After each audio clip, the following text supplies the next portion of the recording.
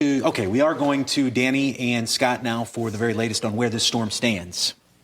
Well, the very latest that I just found out is where I live, the evacuation zone B in Lee County has officially been evacuated. Yeah. So this is, luckily I'm safe here at the station getting taken care of. But for any of my neighbors at home, this is to the point where heading to those shelters is something that you need to do. Because as you can see, the impacts from Irma already starting this morning. The center just about 272 miles away from Naples at this point, with those rain bands already arriving to Collier County. Yeah, you can see the outer bands coming in. We just heard there was thunder there in Collier County as some of the storms pushing on through, more rain bands moving in. If we focus in on the center, and maybe we can zoom on into the center of the storm system down in Cuba, you can still see a circulation. Basically, there's still an eye wall. You don't see the rain in the middle of the storm system here. The cloud cover, when it goes over land, may cover in. But notice how you still see that nice donut there. That's still the size of a well-defined storm. And that dark green with the yellow in it, that's the eye wall there. Very fierce wind. That's where the strongest wind is. That is the region.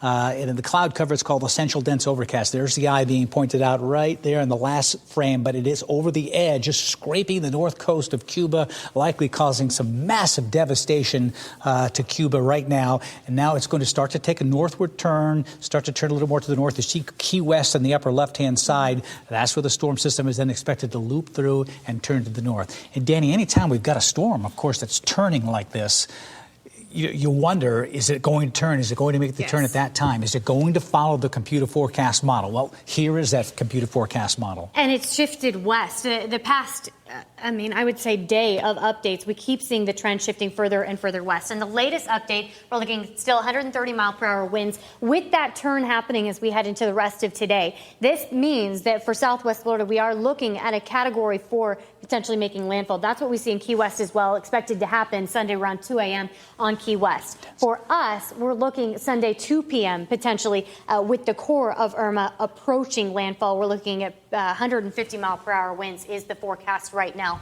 So again, the strongest impact is going to be tomorrow afternoon, and then Irma will continue its track up further north. But since it's continuing to shift further west and west, what we're seeing is not weakening as quickly as Irma continues its track north, which means impacts will be stronger for longer. And that's because it's not interacting with land as quick as some of those updates were the past couple of days, which means conditions are going to continue to be very, very dangerous, even as Irma tracks through Charlotte County and then up into the Tampa area. As you can see, 130 mile per hour winds now, but the National Hurricane Center forecasting 150 miles per hour when it comes in as it does strengthen a bit. And then you see it go right over Tampa or just on the right to the east side of Tampa and then start to curve to the west a little bit. It'll actually be a big rainfall maker.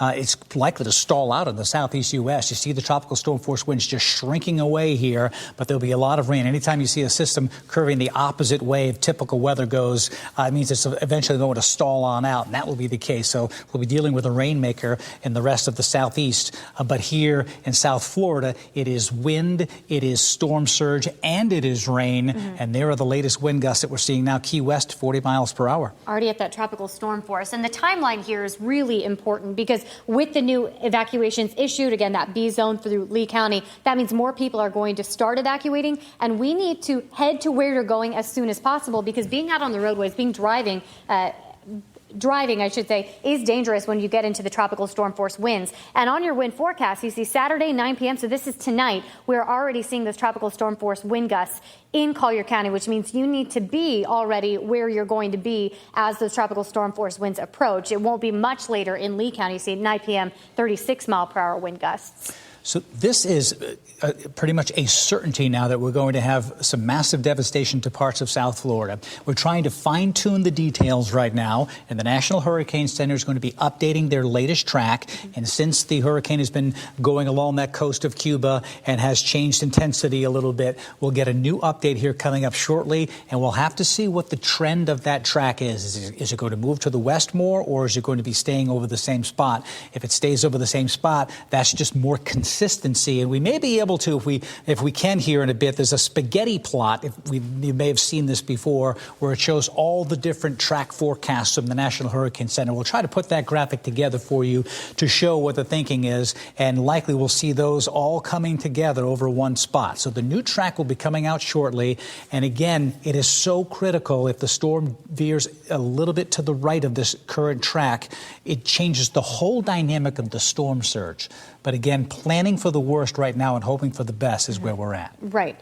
Chance for the hurricane force winds, which is greater than 74 miles per hour, looking more and more like a sure thing. As Scott was just mentioning any shift, any little change, we're talking 25 miles east or west, is going to make a huge difference in terms of who gets the hurricane force winds and who sees the most severe impacts from storm surge. And that's what we've been saying for the past week or so on Fox 4 Morning News, is we're talking 25, 30 miles either direction is really going to change what we see in terms of impact. So here's a look at that storm surge potential, which is why we're seeing those additional evacuations issued in Lee County. That's right. So this is dependent on storm track, because that determines the wind direction, and it determines on the size, the wind speed, of course, and the speed of the storm system, so the duration. So all these things combined, this particular storm surge potential, it's just a great new addition the National Hurricane Center has added here. They've also got the I can't remember the name of it right now, but they've added some new graphics on their page,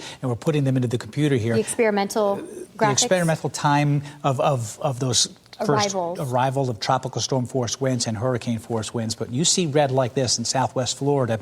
And by the way, southwest Florida is much more susceptible to storm surge than southeast Florida, the way the coastline lies out. So again, there were so many times I remember years ago looking and thinking, the only way Fort Myers is going to get a direct hit from a storm is one that comes out of the Gulf of Mexico, because it has that direct line.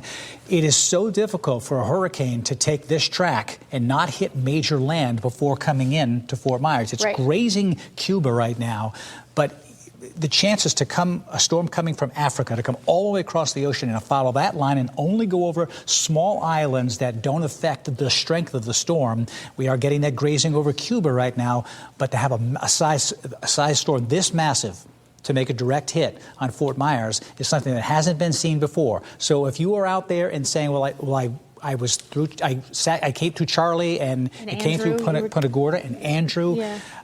This is not Charlie and this is not Andrew. This is a superstorm coming in.